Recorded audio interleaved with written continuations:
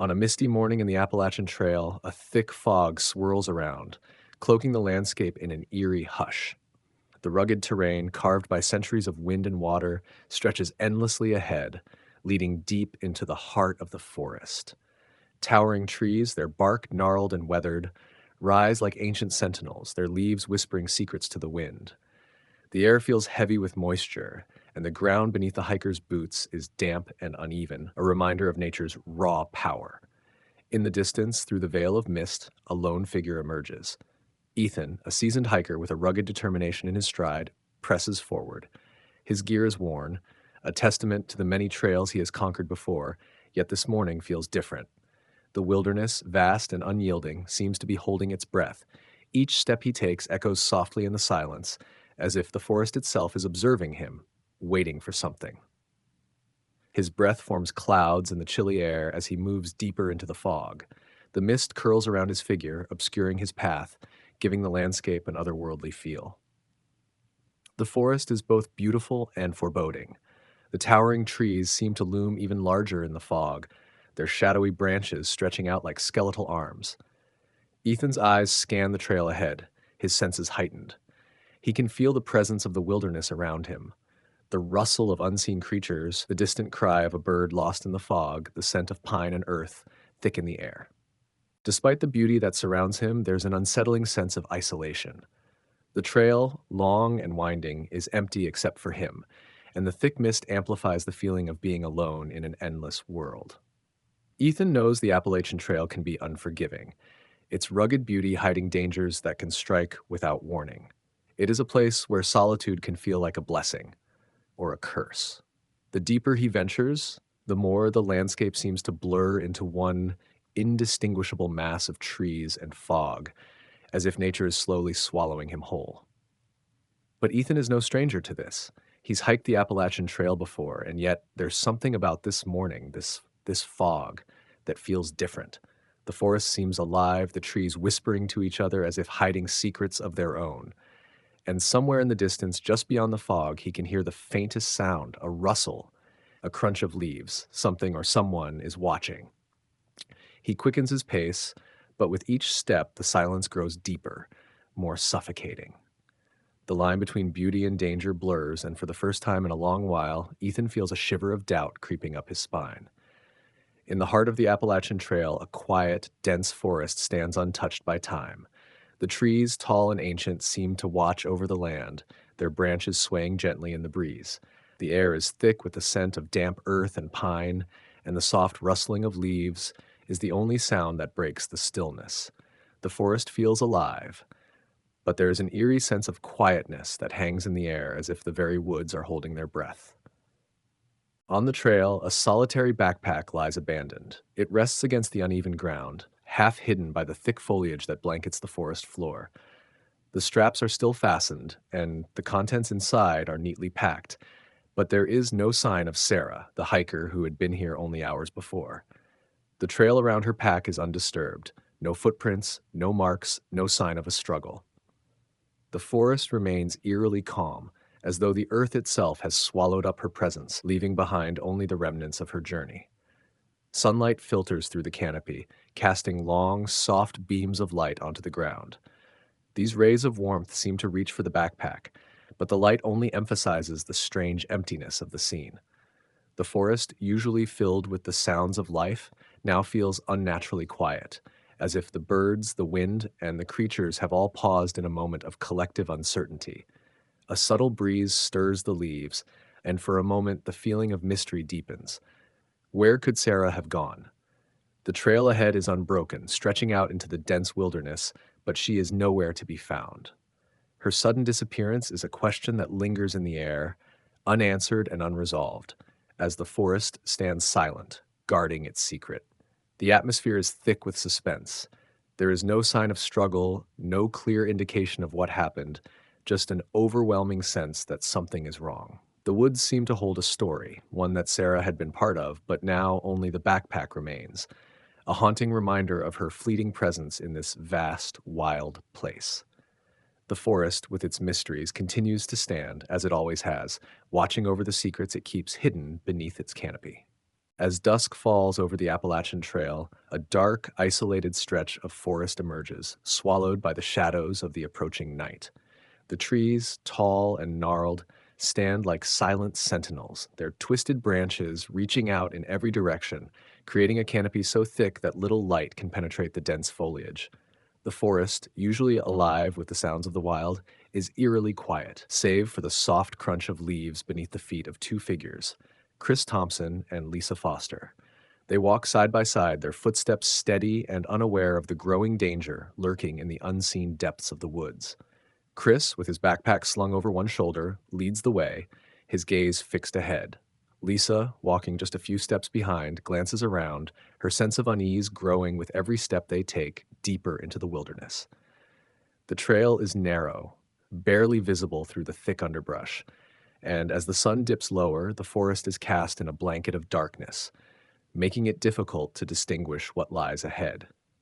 The air is heavy with tension, and the shadows seem to stretch longer across the trail, as if the very woods are closing in on them. The soft breeze rustles the leaves, but the silence that follows is unsettling. It feels as though the forest itself is holding its breath, waiting. With each passing moment, the feeling of impending danger grows stronger, as though something or someone is watching, waiting for the right moment to strike. The sun continues its descent, leaving only the faintest glow through the thick branches above. The last light of day is quickly swallowed by the vastness of the forest, leaving the hikers vulnerable in its growing darkness. The atmosphere thickens as the looming shadows press in on them, the trail narrowing as they continue forward, unaware of the danger slowly creeping closer. The scene is tense, filled with the unsaid. The woods are no longer a place of refuge. They feel menacing, as though the trees themselves might close in on the two hikers and swallow them whole. In the distance, something stirs, an unseen presence that is moving closer with each passing second. The peaceful serenity of the forest is now replaced with an unsettling sense of foreboding, and the two friends, though unaware, are walking straight into the heart of danger. In the fading light, the scene lingers, full of dread as though the forest itself is about to reveal its dark secrets. The tension is palpable, something sinister is about to unfold, and the moment is drawing nearer. The sun hangs high in the sky, casting a warm golden hue over a secluded trail deep in the wilderness. The path, narrow and winding, stretches through an enchanting forest, where the towering trees stand like silent guardians, their leaves rustling gently in the breeze. The trail meanders through lush greenery, with wildflowers swaying in the wind and the scent of pine and earth filling the air. Emma, a solitary figure, is seen walking gracefully along the trail, her trusted dog trotting beside her. Her footsteps are light, her movements calm, as she takes in the beauty of the untouched landscape around her. The serenity of the moment is almost surreal, as if time itself has slowed down, allowing her to become one with nature. The mountains rise in the distance, their peaks dusted with snow, their presence both majestic and distant, adding an air of quiet grandeur to the scene. The sky above is a vast canvas, stretching endlessly, its soft blue tones meeting the mountains in the horizon. Yet, for all the beauty surrounding her, there is a subtle unease in the air. The atmosphere, while peaceful, carries an unspoken tension, a sense of something lurking just beyond the edges of the trail. The rustle of leaves and the occasional bird call seem almost too quiet, too still, as though the forest itself is holding its breath. Emma walks, unaware, her mind at ease, but the scene around her seems to whisper of something not quite right, a presence she cannot yet perceive. The landscape, with its sweeping vistas and distant mountains, feels both expansive and enclosed, as if the wilderness is vast enough to conceal anything and anyone. The shadows beneath the trees stretch longer, as if inching closer with every step she takes. The open sky overhead, and once welcoming, begins to feel exposed, as though the very vastness of it could be a trap. There is a beauty to the scene, but it is tinged with an undercurrent of foreboding. Emma's dog, normally alert and playful, suddenly pauses, its ears twitching as if sensing something in the distance. Emma looks around, her brow furrowing for just a moment, but she brushes off the unease, continuing on her way. Yet the quiet, the stillness, and the isolation weigh heavily on the scene. The distant mountains, beautiful as they are, seem to stand as silent witnesses to what is yet to come. As Emma walks deeper into the wilderness, the sense of impending doom grows, subtle but undeniable. The trail that once seemed peaceful now feels like a path leading her towards something she cannot escape. The beauty of the natural world is now laced with the tension of an unknown threat, waiting just around the corner, ready to shatter the calm in an instant. The scene opens to the breathtaking expanse of Yellowstone National Park, a land where nature's power and beauty collide in a dramatic display. The sky above is a vivid blue, with clouds scattered lazily across the heavens, casting shadows over the rugged terrain below. The ground trembles faintly as steam rises from the distant geysers, their towering plumes of vapor drifting into the air like ethereal smoke, marking the landscape with their otherworldly presence. The wilderness stretches endlessly, a sprawling sea of untouched beauty, where the wildness of the land seems to go on forever. In the distance, jagged cliffs rise high above the earth, their rocky faces carved by centuries of wind and water. Below, deep canyons weave through the landscape, their dark crevices offering glimpses of an ancient world, untouched and wild. The land is vast and untamed, with sparse vegetation scattered across the rolling hills and large boulders dotting the earth like silent sentinels. Amidst this grand wilderness, Jonas, a solitary figure, makes his way through the vast terrain. His figure is small against the backdrop of nature's grandeur, but his presence in the wilderness is undeniable. He moves steadily, his silhouette a dark contrast against the bright expanse, with the rough trail winding before him. The weight of the world seems to be carried in the air, and as he walks, his every step echoes with the sense of isolation that this place imposes. The landscape around him feels endless, a powerful reminder of nature's immense scale. The rugged beauty of the canyons and cliffs, the sporadic geysers, and the wide open spaces evoke a feeling of awe and reverence. Yet, there is also a deep sense of solitude in the air. Jonas is alone in this wild world dwarfed by the vastness of the park. It is a landscape that humbles those who dare to walk its trails, where every step feels like a conversation with something ancient and untamable.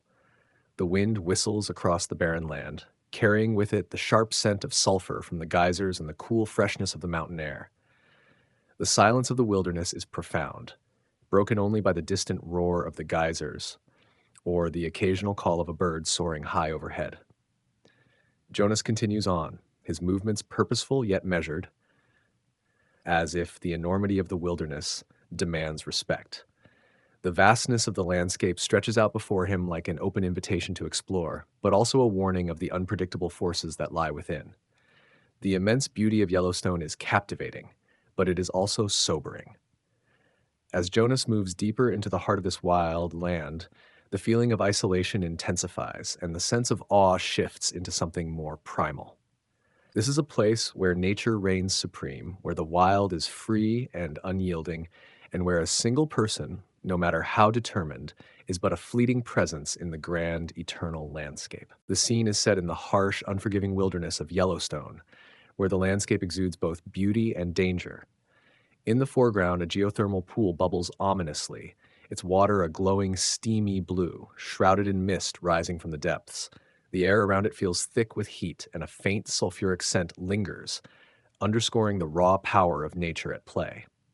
The water's surface shimmers with an almost ethereal quality, but there is a palpable danger in its beauty. The scalding temperature of the pool is a silent but deadly warning to all who approach too closely. Around the pool, the terrain is barren and rugged, the ground scorched in places by the extreme geothermal activity. The earth is cracked and uneven, its surface a patchwork of blackened soil and jagged rocks, the remnants of volcanic forces that have shaped this landscape for millennia. Sparse patches of hardy, wind-beaten vegetation cling to life in the harsh conditions, adding to the sense of desolation. The sky above is an overcast gray, casting a dim light over the scene, enhancing the somber mood of the moment. At the edge of the geothermal pool, the shadowy figure of Colin is visible. He is caught in a precarious moment, slipping near the dangerous waters.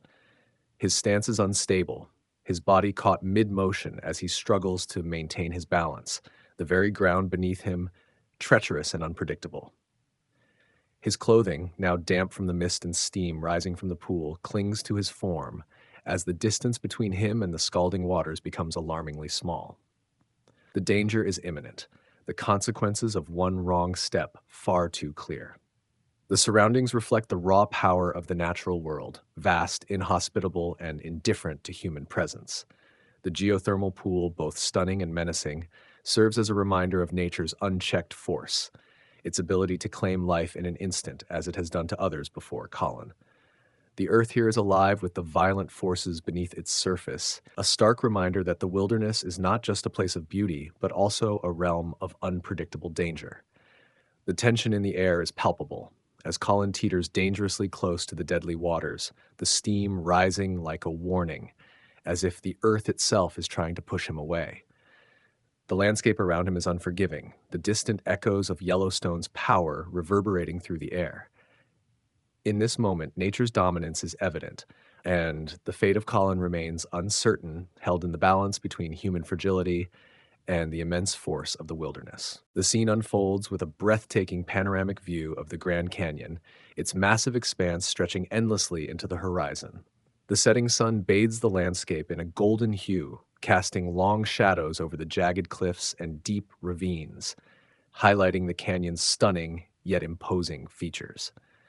The layers of red, orange, and brown rock formations create a striking contrast against the rich, fading colors of the sky. The immense depth and scale of the canyon are apparent, with the winding Colorado River visible far below, snaking through the valley like a silver thread. In the foreground, a lone figure, David, stands at the edge of the canyon. His silhouette is small against the backdrop of the vast landscape, accentuating the sheer scale of the place. David gazes out over the canyon, his expression a mix of awe and quiet contemplation. The setting sun reflects off the canyon walls, illuminating his features for a brief moment, before he is swallowed once again by the shadows cast by the cliffs. He stands at the edge, physically close to the precipice, yet metaphorically separated from the world by the vast uninhabitable terrain stretching out before him. The atmosphere is filled with a sense of both beauty and danger. The grandeur of the canyon is undeniable, yet there is a vulnerability to David's lone figure, dwarfed by the unforgiving wilderness surrounding him. The towering cliffs seem to close in around him, a reminder of nature's power and indifference.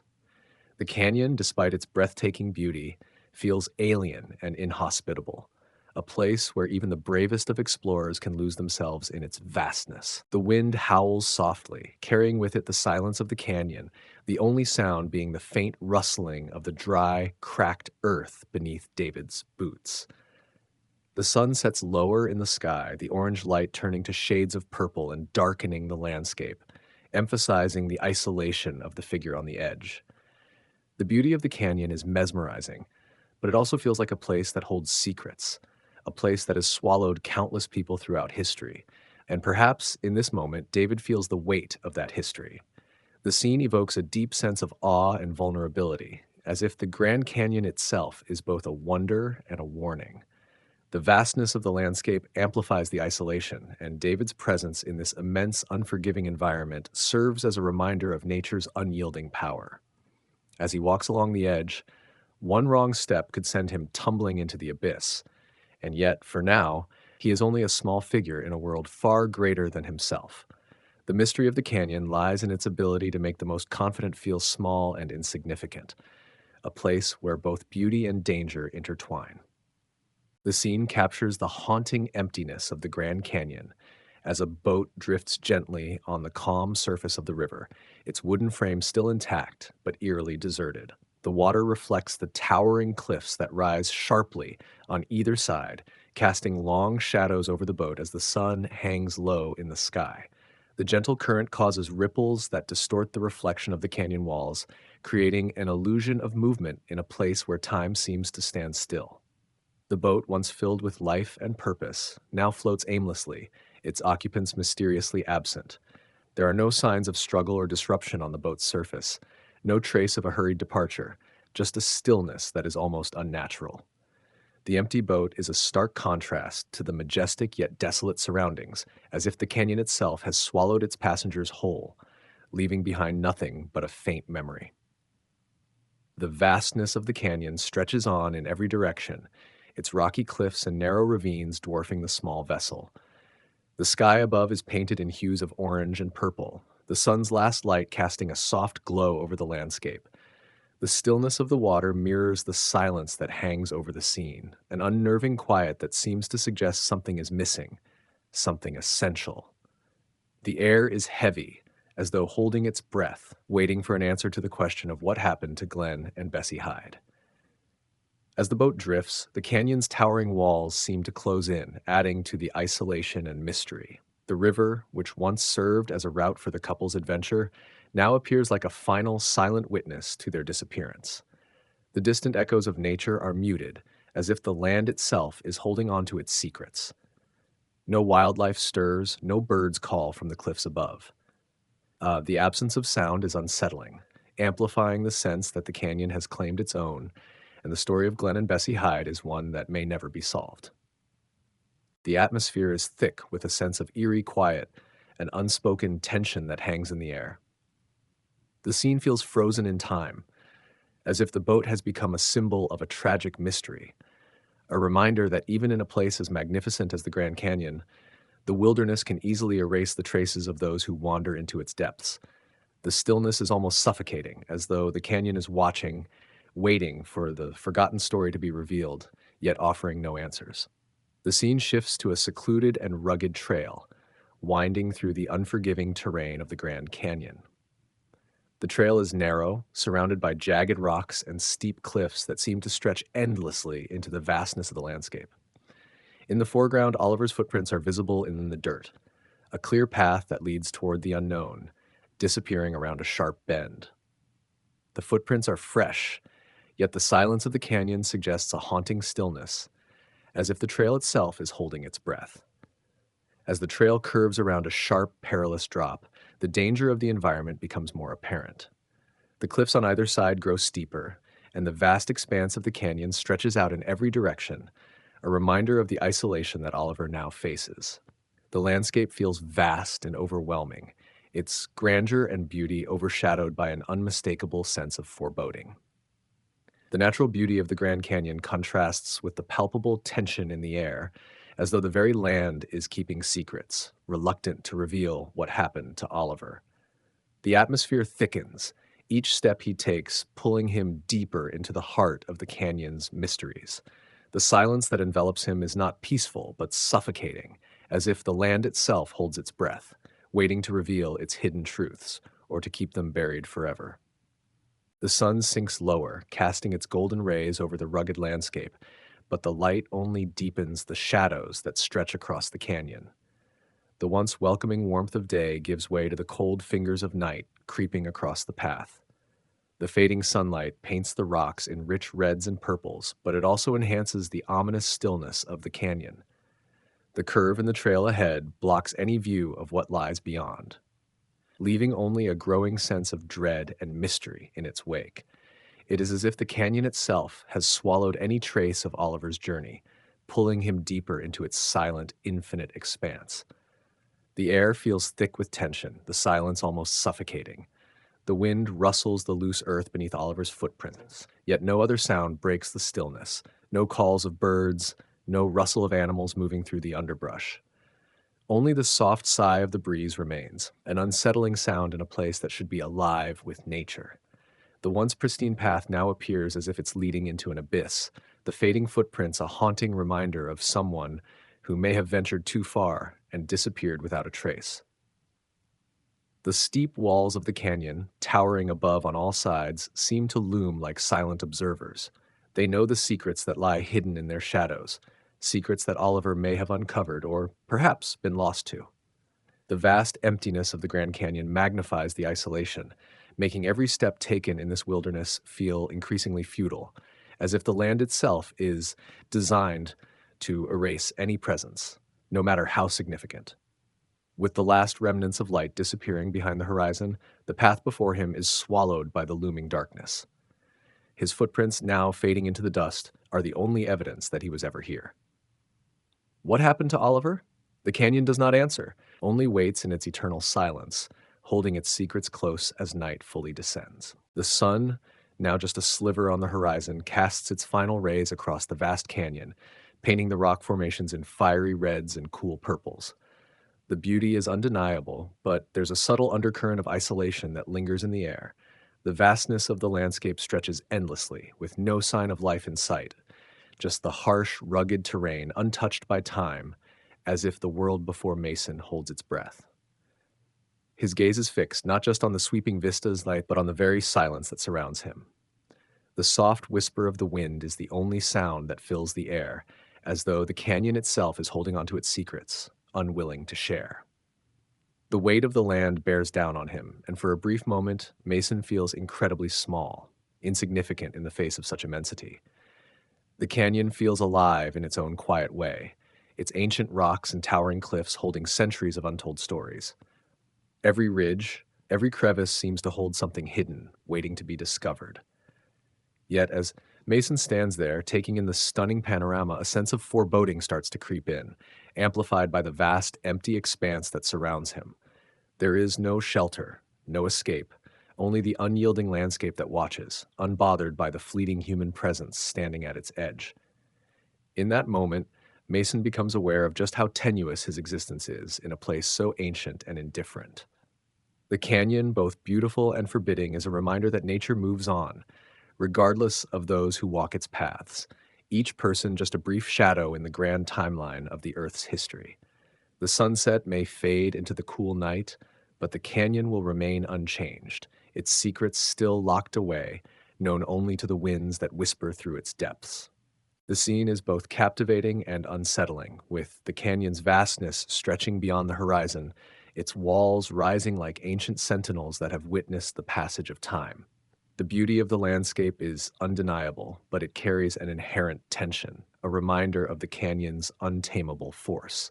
As the sun sinks lower, the shadows grow longer, and the air cools, the tranquil stillness feels almost like a facade, masking the danger that lurks just below the surface. Mason remains at the edge, lost in the grandeur of it all, yet fully aware of the precariousness of his position. The cliff's sheer drop is a constant, undeniable presence, a threat that seems to hang in the air with every gust of wind.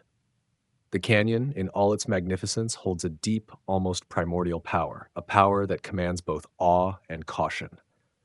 It's a place that offers no quarter, where even the slightest misstep could lead to devastating consequences.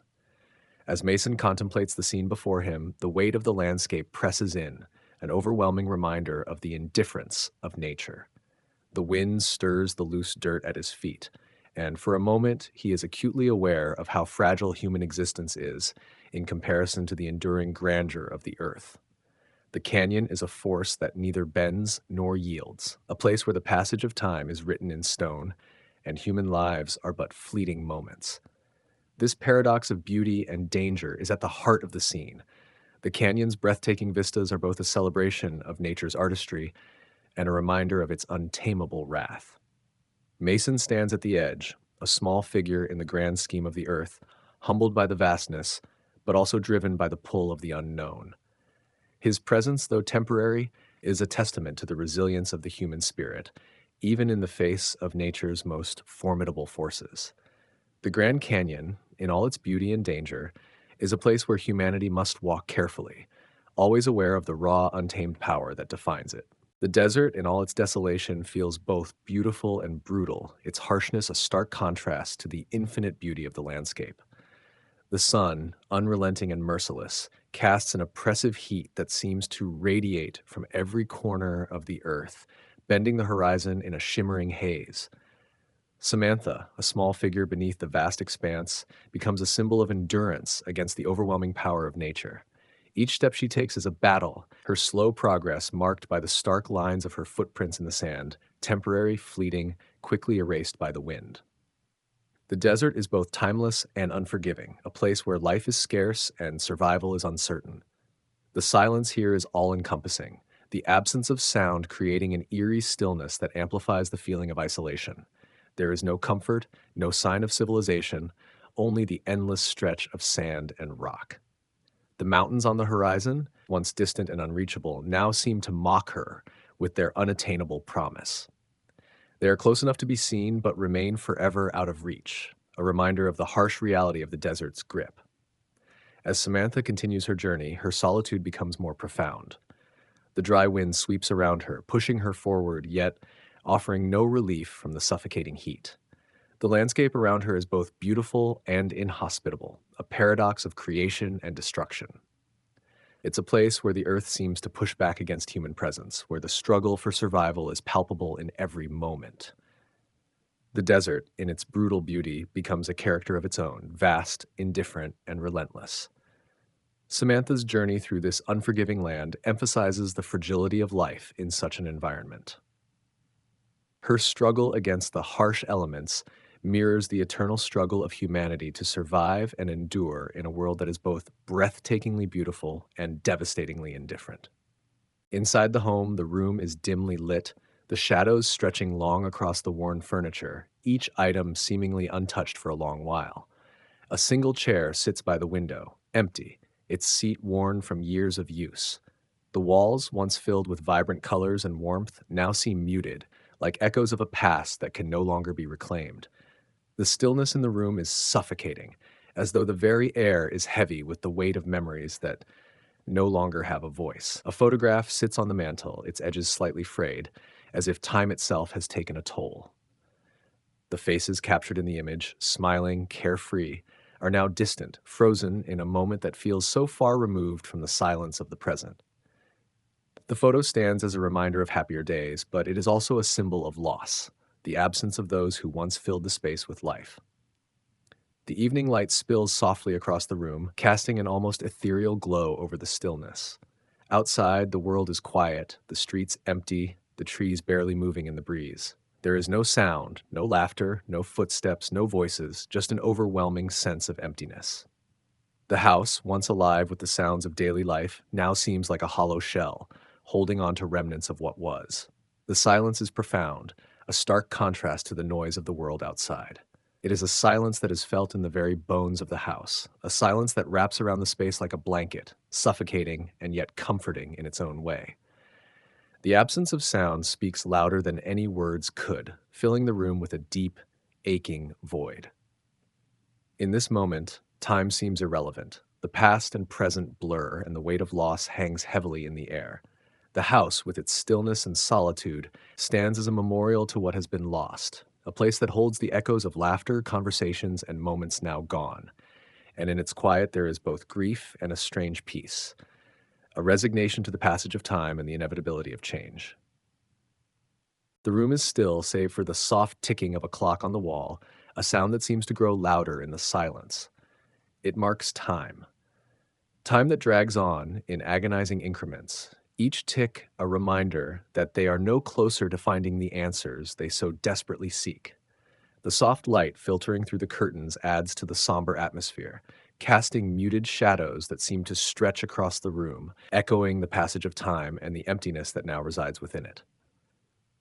In the corner of the room, a family photo frame rests, its glass slightly smudged, a silent testament to happier times.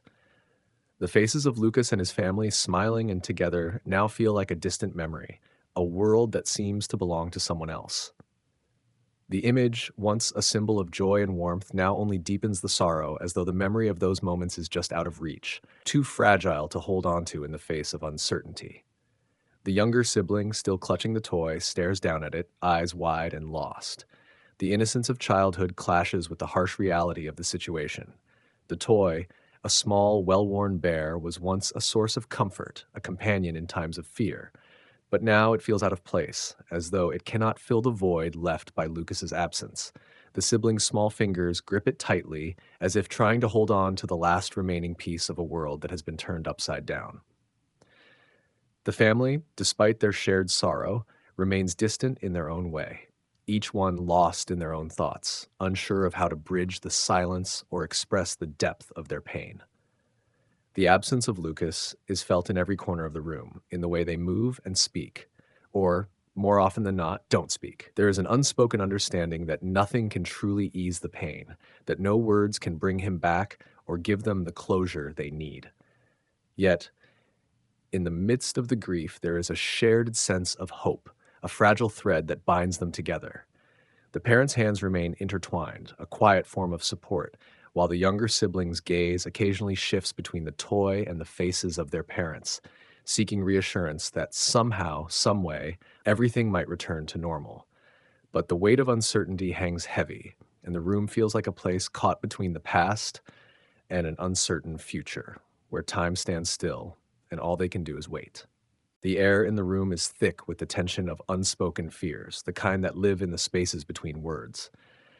The family is trapped in a cycle of waiting, not knowing if the silence is a sign of hope or a deeper despair. Each passing moment only deepens their isolation, and yet there is a quiet strength in their shared presence. The silence between them feels like a collective understanding, a bond forged through grief, but also one that highlights the haunting uncertainty that remains. The table lamp casts a gentle, yellow light that does little to chase away the shadows, but it creates a kind of softness amidst the heaviness of the room. The shadows, though long, are not as dark as the questions hanging in the air. The family's eyes often meet in fleeting glances, searching for a sign, a gesture, a word that will bring them back to a time before the disappearance, a time when they felt whole, when the future wasn't so uncertain. Outside, the street remains still, a stark contrast to the life it once knew. The streetlights flicker weakly, casting brief, pale glows on the empty road. There is no one walking, no sounds of passing cars, no life. It feels as if the whole world outside has frozen, much like the family's own existence inside the house. Every familiar object, the photo on the mantel, the worn rug underfoot, the creaking of the house, now seems imbued with a quiet sadness, as though these inanimate things are the only witnesses to the family's grief. The weight of time, now both stretched and suspended, feels almost unbearable. They cannot move forward, but neither can they go back. The absence of Lucas has turned their world into one where nothing is certain, where memories are all that remain. Each passing day is both a reminder of the distance between them and the loved one they long for, and also a painful reminder of how life must continue, whether they are ready for it or not. In this fragile, suspended moment, the family waits, clinging to hope, to one another, and to the memory of a person who once filled their world with life, but whose presence now lingers only in the silence. It is a waiting that feels both endless and finite, a delicate balance of grief and hope, where each heartbeat is a reminder that the world keeps turning, even as they remain trapped in the stillness of the unknown.